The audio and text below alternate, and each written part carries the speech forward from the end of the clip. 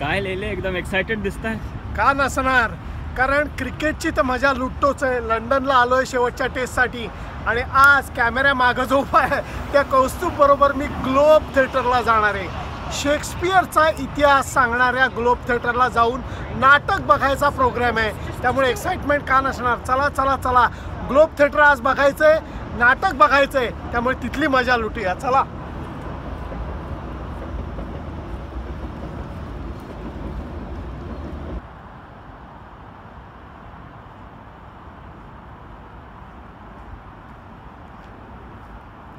घाबरू नका. रिव्हर्स थेंबमधनं नाटकाच्या प्रेमाखातर पोहत वगैरे नाटकाला जाणार नाहीये. रस्त्यावरनं किंवा ट्यूबनी जाण्यापेक्षा इथनं फास्ट एक बोट जाते आणि ती डायरेक्ट त्या ग्लोब थिएटरच्या जवळ जाते, म्हणून आम्ही त्यांनी जाणार आहोत.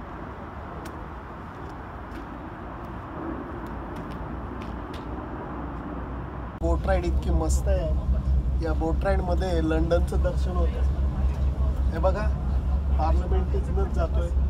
बिग बेनला आत्ता जरा डागडुजी चालू आहे म्हणून बिग बेनला झाकून ठेवलं आहे आणि आता ह्या बाजूला आहे म्हणून, परंतु नदीच्या ह्या बाजूला पार्लमेंट आहे आणि माझ्या उजव्या बाजूला लंडन आहे. अप्रतिम बोट राईड.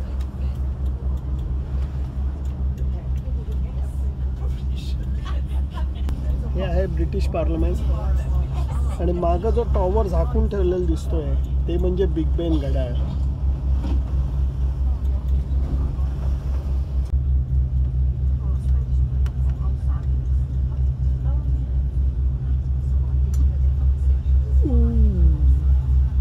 लंडन आहे.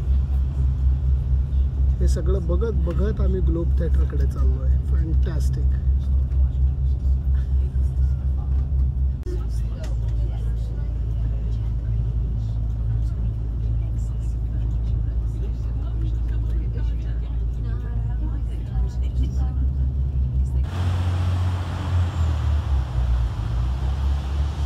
बोटीचा सुंदर प्रवास करून मी शेक्सपियर्स ग्लोब थिएटरला आलेलो आहे आणि इथं आल्यानंतर मला ऑलरेडी भारावून जायला होतं आहे. 1564 साली शेक्सपियर यांचा जन्म झालेला होता आणि 16व्या वर्षापासून त्यांना लेखनाची आवड लागलेली होती.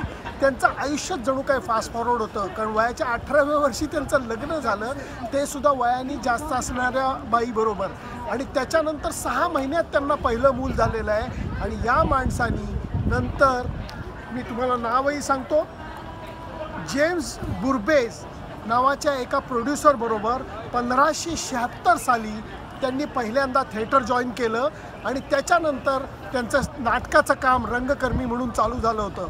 परंतु जेव्हा जेम्सनी ग्लोब थिएटरची स्थापना करायची त्यावेळेला कल्पना मांडली, तेव्हा शेक्सपियर यांनी त्याच्यामध्ये नुसता सहभाग घेतला नाही, तर त्या कंपनीमध्ये हिस्सा पैसे देऊन विकत घेतला आणि त्याच्यानंतर त्यांच्या लेखनाची प्रचंड मोठी कारकीर्द चालू आली. रोमिओ ज्युलिएट घ्या, हॅमलेट घ्या, किती नाटकं त्यांनी लिहिली आणि 14 वर्ष सातत्याने त्यांनी जुन्या काळातल्या त्या ग्लोब थिएटरमध्ये प्रचंड प्रमाणात नाटकं केली. फक्त गडबड अशी झाली की एकाएकाळी जेम्स गेला, देवाघरी गेला आणि त्याच्यानंतर 14 वर्ष नाटकं केल्यानंतर त्या एका नाटकामध्ये, हेनरी विल नावाच्या नाटकामध्ये, बंदुकीची गोळी लागून वरती जे गवताचं छत होतं ते पेटलं आणि अख्खं ग्लोब थिएटर 2 तासामध्ये जळून खाक झालेलं होतं. त्याचा धक्का शेक्सपियरांना लागला का काय मला माहीत नाही, कारण त्याच्यानंतर 2 वर्षात छोट्याशा आजारांनी ते मृत्युमुखी पावले.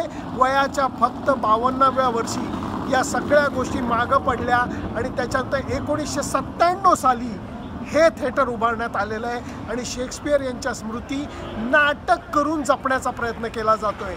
या सगळ्या गोष्टी ऐकल्यानंतर खरोखर विचारांनी मी मग्न होतो, कारण शेक्सपियर सारखा रंगकर्मी नाही आणि त्यांच्या शेक्सपियन स्कॉलर म्हणतात लोकांना, कारण काही जणांनी आयुष्य आपलं शेक्सपियरनी निर्माण केलेल्या साहित्यावरती अभ्यास करण्यात लोकांनी घालवलेलं आहे.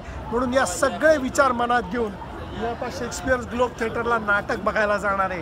हा परफॉर्मन्स बघणं म्हणजे एक पर्वणी असणार आहे. त्याचं शूटिंग मी करू शकणार नाही, प्रयत्न एवढाच करीन, आत गेल्यानंतर काही फोटो जरूर काढीन. चला.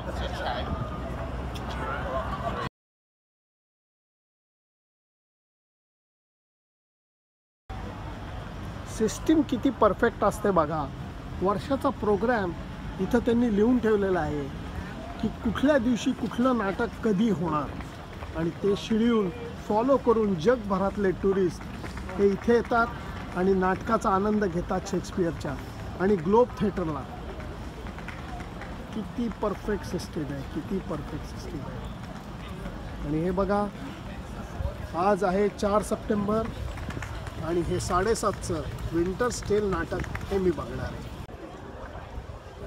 ग्लोब थिएटरला येऊन आम्ही रांगेत उभं राहिलेलो आहे, कारण इथे मागं बसायच्या सीट असतात. पण खरी मजा जी आहे ती अंगणामध्ये उभं राहून स्टेजच्या जवळ उभं राहून नाटक बघण्यामध्ये, असं माझा अनुभवी मित्र सांगतोय. त्यामुळे रांगेत उभे पेशन्स ठेवायचा आहे. बघा, रांग दिसते तुम्हाला, ही छोटी रांग आहे आणि मोठी रांग तिकडं हळूहळू चालू होती.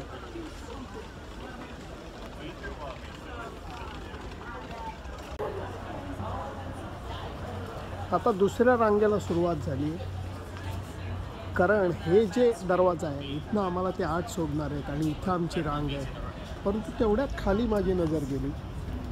ही नावं इथं कोरून ठेवलेली आहेत. ही नावं कोरून ठेवण्याचं कारण असं आहे की ज्या लोकांनी ग्लोब थिएटर 1997 साली जे उभारलं गेलं, ते उभारण्याकरता ज्यांनी आर्थिक मदत केली त्या सगळ्या लोकांची नावं इथं त्यांनी एन्ग्रेव करून ठेवली आहेत. स्टीफन स्पिलबर्गपासून सगळ्यांनी ह्याच्यासाठी मदत केलेली आहे.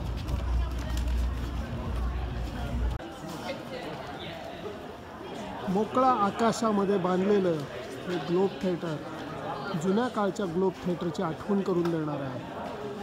म्हणायला गेलं तर हे भव्य आहे, लाकडी बांधकाम आहे सगळं, आणि याच्यामध्ये बसायची व्यवस्था आणि हे इतकी सुंदर आहे. आणि हे बघा, स्टेज मोकळं ढाकलं स्टेज, आणि लोक अक्षरशः इथं उभं राहून नाटक बघणार आहेत, स्टेजला टच करून नाटक बघणार आहे की नाही कमाल. बघा, लोक पुढे उभे आहेत, मी किंचित मागं उभा आहे, कारण हे नाटक भव्य असायची शक्यता आहे. राजा राणीचं असं या टाईपचं नाटक आहे, त्यामुळे मी किंचित मागं उभा राहिलो की जेणेकरून मला संपूर्ण स्टेज दिसावं आणि टेनिस मॅच बघितल्यासारखं असं नाटक बघायला लागू नये. पण हे जे वातावरण आहे, हा हा दिस इज सो स्पेशल, फॅन्टॅस्टिक.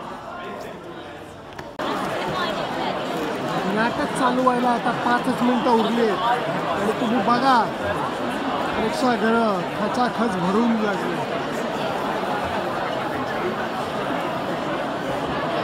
वातावरणच आहे पवित्र, रंगभूमीचं वातावरण.